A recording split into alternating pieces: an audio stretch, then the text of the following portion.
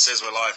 Hey, everybody. Welcome to the Gab Smack channel. Hello, Joe Hab. Hello, everybody, to all of our replay viewers. Yes, my hair is growing a little bit, so thank you.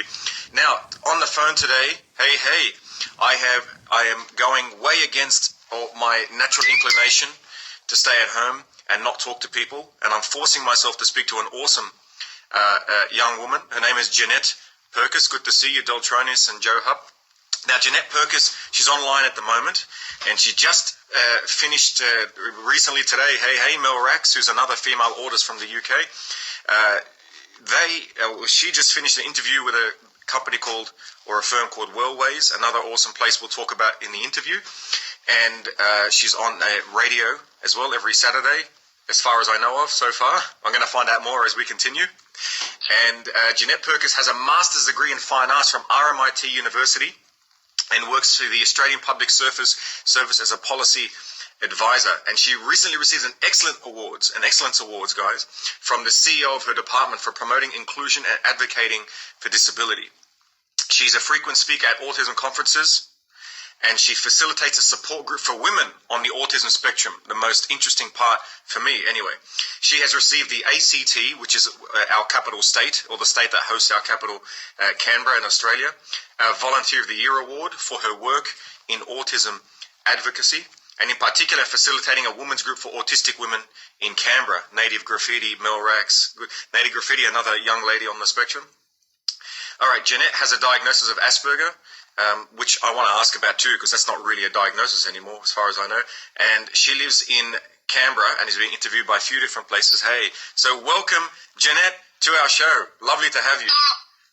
Thank you for having me. It's great. I'll clear up the Asperger's. I was diagnosed way back in 1994, which was when that was a diagnosis, and it was a very new diagnosis at the time. So I had this thing where nobody had ever heard of it. They didn't know what I meant, which was added a bit of stress to life. And in I think 2013 they changed the diagnostic literature and they took that out. So technically I do have a diagnosis now of autism spectrum condition. I never say disorder. I don't like to think I'm disordered. Level 1 it's technically, but I think that bio that was in might have been from a while back, but that's all good. So yes, I don't have that diagnosis anymore because it doesn't exist. You're absolutely correct, but I guess some people, there's historical stuff too. So, and different people identify in different ways. Like some people are really keen to identify with that Asperger label, which sometimes is a bit fraught because sometimes it's a bit separatist and they don't want other people in their sort of group. But sometimes it's just an identity, and it's up to each individual how they say talk about their autism, I guess. Yeah, Native Graffiti says she's too orderly to be in a disorder. So there you go, another friend. That's amazing. So you basically had 23 years of knowing, well, I guess, let's just say of having a certain way of thinking that has been recognized by someone other than you for the last 20 years. Yeah. It took me a long time to actually be proud as an autistic person. It took me a very long time. And a lot of it was due to bullying in school, which was pretty full on. Sadly, it still happens now for kids, but it was certainly the case when I was in high school particularly. And it led me to not like myself. So I spent several years belonging to other groups, sometimes some really dodgy groups, in order to be accepted. And I think when I was given the diagnosis, I was 20. And I was so desperate to fit in, and I interpreted it, meaning that's a diagnosis of being a geek and a nerd, and I'll never be liked by anyone. And so I actually quite rejected it. I quite consciously rejected it for some years. And even when I accepted it, I wasn't happy with it. It was something I didn't want to talk to people about it. So almost like shame. It's a terrible thing to think now because I'm very out loud and proud. Yeah. But then in 2005, I wrote my autobiography, which of course was all about getting through childhood and teenage years undiagnosed and all of that. And then I was sort of thrust into that kind of autism community, and I thought, oh, well, I guess I better embrace this now, and I have. But it's interesting that those identity things can be really difficult because of other stuff going on.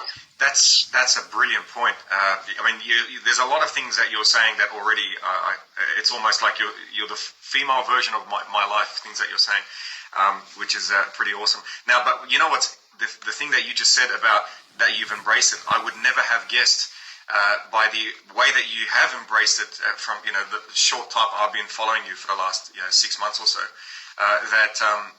that you've come such a long way in terms of at the beginning finding it so difficult to accept, and then now the opposite. That would have been an amazing journey.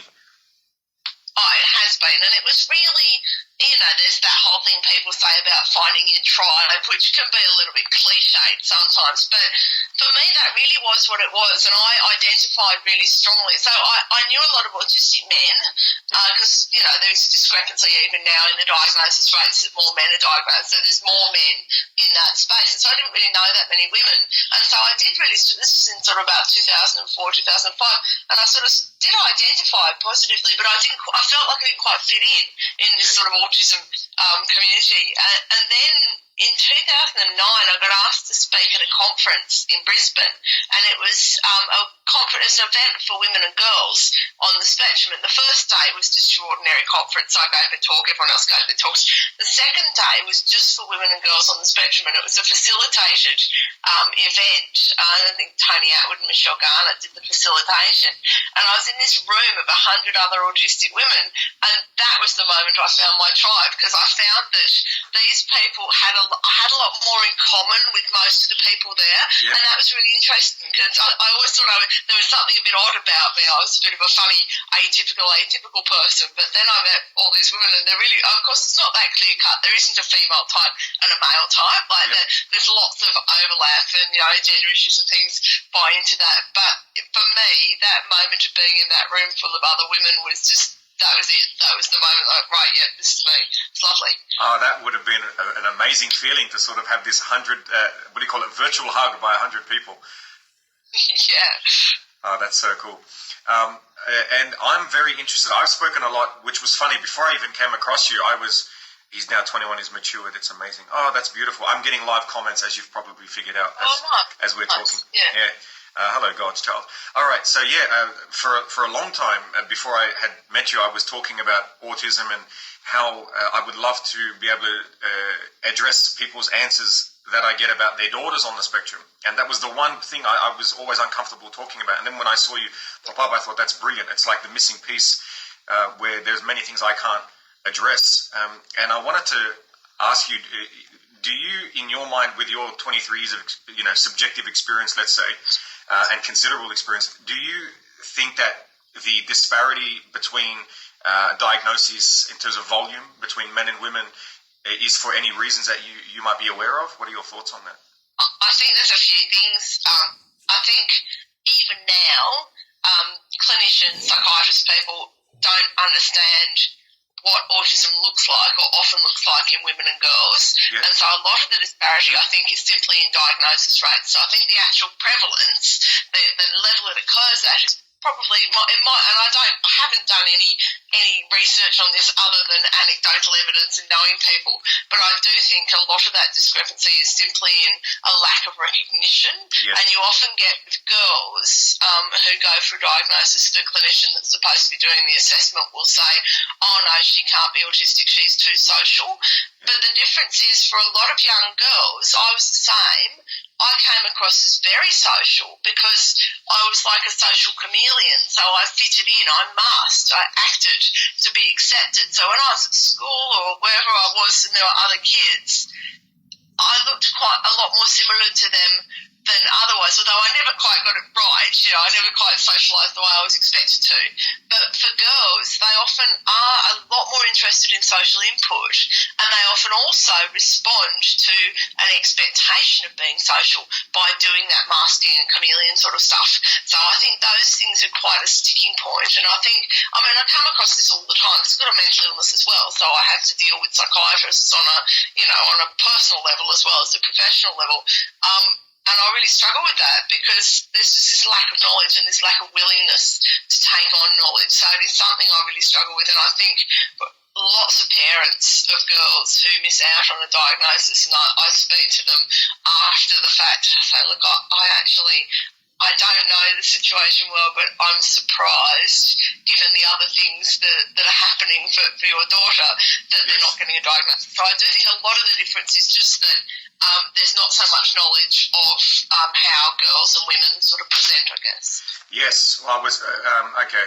Well, no, I would completely agree with that. In fact, I think I spoke about that recently on my cast, because I believe, well, there's a lot of many factors into this conclusion, which I'm not going to bore you with now, but it seems apparent to me that my brother and I inherited that through my mother, and yet, exactly as you're saying, she has the added ability to mask it, but it doesn't mean that she doesn't see the world in the same way that we do, which is exactly consistent with what you're saying. Yeah. Yeah. I was going to ask you, you wrote something awesome on your blog recently about your perfectionism and how it can cause a lot of social anxiety and stress and everything else. Absolutely. Perfectionism. This is one thing. I have quite a following online and stuff, and I'm always, people are asking me stuff, and I'll give them advice and thoughts and things. And I'm always telling people to avoid perfectionism and put it in perspective and everything. And that's more because I'm really struggling with it myself as well. So I'm somebody, I hold down a full-time, technically full-time, although I use a leave arrangement to work 4 days, but a high-level job. I do presentations. I mean, I've got presentations next week. I've got presentations the week after that. Most weekends I'm flying off to somewhere else. You know, I'm incredibly busy. I have a lot of social contact. I get quite overloaded. And in my mind, if I make a social mistake, I get really angry with myself. Now, of course, it happens. Everyone does it. But that perfectionism for that, and also if I make a mistake in one of my jobs, it absolutely destroys me. And my idea around perfectionism, I think, is it's more like a combination of a bunch of different kinds of anxiety. So there's a fear of failure in there. There's social fears, social phobias there, anxiety around change, doing things new, anxiety around am I good enough. So it's a bit of a perfect storm of anxieties for a lot of autistic people, and it can stop people from doing things at all. When I was younger, so I was very poor and disadvantaged and stuff for many years when I was younger, and I managed to sort of claw my way out of that and get into the life I've got now. So I'm actually quite proud of myself at that, but it was hard. But when I was poor, I wanted a full-time job. I knew that would be the only way I could escape from that poverty trap. So I couldn't do it right then and there, but I thought, I'll get a job. So I got myself a job washing dishes in a restaurant, which was not a hard job in terms, I mean, you just wash the dishes and put them on the rack and, you know, polish the cutlery. But in my mind, I was such a perfectionist. I thought if I made even a small mistake, the whole restaurant would go out of business. And I got really unwell and ended up in hospital and had to quit the job and nearly had to quit my uni course that I was in. And that was for perfectionism. It was like, if I make a mistake, it is the worst thing ever. And so a lot of people struggle with that. So people might look at me and say, oh, you're a perfectionist, but you're a really high achiever. But for a lot of people, it doesn't result in that. I mean, for me in the past, it didn't. It stops you from doing stuff. It stops you from taking on new challenges, and it's a real problem. And it is something I really struggle with. And people might not understand that it's a real issue. They're, oh, but that's a good problem. But it's not really. And I think so many of us struggle with it. It's so common, especially because when we're little, when we're kids, even when we're adults sometimes, people tell us off about our socialising. They tell us off about doing things apparently wrong. And so we get really sensitive about that. And because we tend to be quite anxious anyway, it just compounds it. It's not helpful. Yes. It might pushes it to a level that becomes unbearable. But what you just said, which is exactly what I hear, which is people don't recognize that. And so, I guess it doesn't seem that they understand why you're having the reaction, which is clearly in your mind and some watching here justified. Yeah. And it's one that you need. I mean, I try and address it using perspective and thinking, well, you made a mistake. What is the worst thing that's going to happen as a result of that? And usually it's not too bad, and so that does help. Of course, if you're a brain surgeon or something, that's probably not a good reason to use, but it can help to put it in perspective, and it can help just to take some time out. I mean, I find with anxiety and stress, getting a break from whatever you're doing that's stressing you, if you can, is really important, and talking to someone you really care about. I mean, for me, I'll talk to Mr. Kitty, my black cat, but there are sort of circuit breakers for it, but it is a big problem for a lot of us, I think. Yeah. How were you? You mentioned that when you were washing the dishes, you almost, the anxiety almost got you to drop out of uni. Was that right?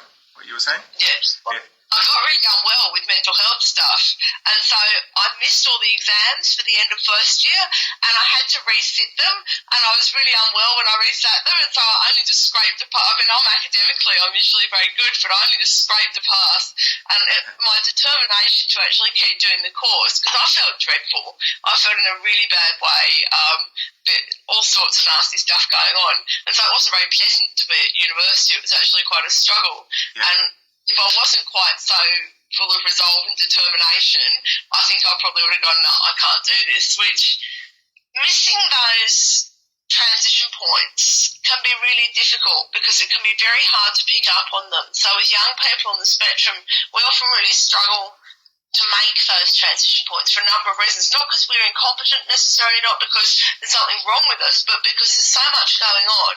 A lot of people leave school because bullying and other things going on at school that don't work for them at all and are really quite damaging, and so they miss that transition point, and it's something to be really aware of.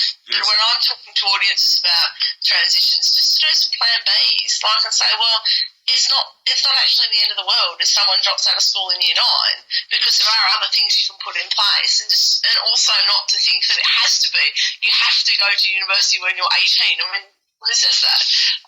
So those things could be an issue for us as well. Yeah, absolutely. You said you had this determination.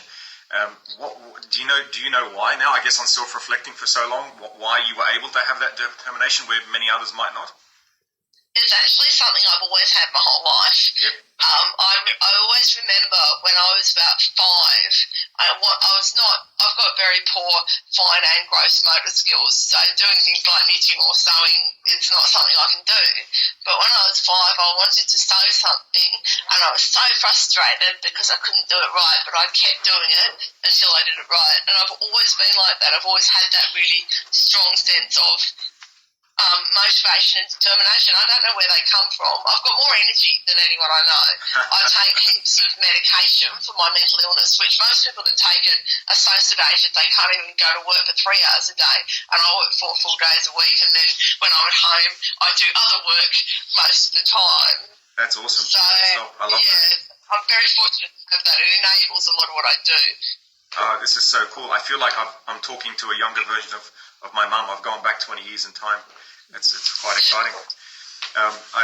My parents have come, so I can't stay too long. But I would love to catch up with you again in the near future. And there's so many more female. There's about 7 female autists who've jumped on, who are just loving what you're saying. If I want to keep you for another 5 minutes, is that okay? Have you still got time? Yeah. That's okay. Oh, that's awesome. Would you mind, if you don't mind, just letting people know quickly where the best places they can find you? I have a website which is Jeanette Purkis, JeanettePurkis.com, and that's got links to most of my things. I have a TED Talk that's on that website, and it's also Google me and YouTube, it'll come up. I have books. I'm also on Facebook and Twitter and Instagram and LinkedIn. I never know quite what to do with LinkedIn, but people keep tagging me in there. So Twitter is just at Jeanette Purkis is my Twitter handle. Facebook, there's Jeanette Purkis AU, like the Autistic Union symbol on the end, and I've also got an author page which is called Jeanette Purkis, Autism Books and Other Things, which I post a meme every day. I've been doing that since 2014. Very few repeated memes. Most of them are all original because I like to work. It's not really making memes, it's fun. And I've got books. I can't remember what else I've done, but there's lots of me on the internet. And I love doing this stuff. It's my favourite. It's my favourite thing. Like, I just feel like every day I get to do total wonderful dream job of being an advocate every day, and I get to talk to people. Like, I've got you there, and then you're online with some other people, so I'm talking to all these people right now in real time. It's awesome. Oh, that's so cool. Well, I've had I think a couple of hundred so far on Periscope. I'm gonna put it up on YouTube at my Gabsmack channel in a couple of days. Cool. Yeah, definitely. And what I'll do to everyone who follows me on Twitter, ANAUTIST, I'm going to, and if in later on as well, you could retweet some of your what do you call it, onto my page, you know what I'm saying? Oh, yeah. Your addresses and stuff. I love that. You're like one of the few live resources. It's so hard to find a live resource. I get told this a lot, and that's for guys. And I'm thinking, well, for girls on the spectrum, it's almost impossible to find someone who not only has the knowledge and the thing. So it's so awesome to be talking. I really enjoyed talking to you as well, and I'd love to come back and keep the conversation going. It'd be awesome. Oh, absolutely. Well, yeah, I'm so sorry it was so short, but yeah, definitely offline. I'll send you some messages, and next time you're free, it'll be awesome to have you back. Brilliant. Oh, thank you.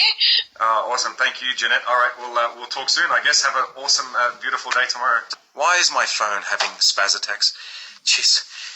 Yeah, she's a lovely lady, very, very articulate, intelligent, obviously gone through a lot, and knows how to deliver it, which, for me, I'm just sort of, I only was diagnosed a few years ago, and I'm only learning to understand the relationship between, what is the GABS and what is, yeah, I know, sorry, started scripting. Hey, spent meal. What's the GABS, what's autism, which part of me is autistic, which part is not, how does it relate to neurotypicals? But she's sort of well into the game, and being a female, it's awesome to hear that side, because it's so rare because of the misdiagnosis, only just, not long ago. So, yeah, and Native Graffiti guys, tune into her, she's awesome, and Salty Nymph, and you've known since you were little, lucky young lady. Yeah, I didn't find out till recently, but my situation's a little bit different with the savantism, so I've been able to hide a lot of the mental illnesses, whereas, I don't know, I'd love to ask you, Native, in the future. I have to go now, but as to your life story too, that'd be pretty cool, if you like. Yeah. All right, well, actually, that's an awesome idea. If you do you have Facebook? You could DM me on Facebook at .com/Gabsmacked. You're more than welcome, God's child.